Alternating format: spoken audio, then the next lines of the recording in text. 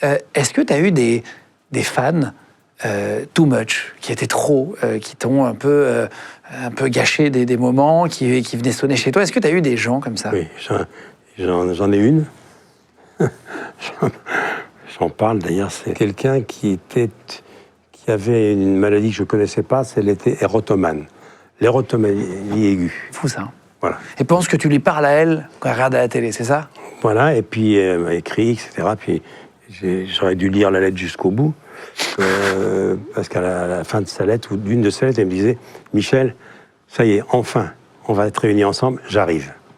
Et donc elle est arrivée chez moi, elle a sonné, ma femme en entendait parler, parce que souvent elle était devant ma porte, l'appartement, devant l'ascenseur, elle était nue, en position de lotus avec une guitare.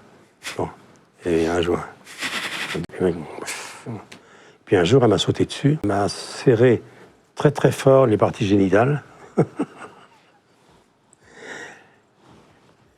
J'ai fait un geste brutal, je lui ai cassé ses lunettes. Et là, j'ai dit, mais c'est pas possible. Alors j'ai demandé à mon frère qui était médecin, qu'est-ce que je fais de ça? Et il me dit, mais il y a SOS psychiatre. Oui, tu t'appelais pas la police quand elle dormait? Non, SOS psychiatre.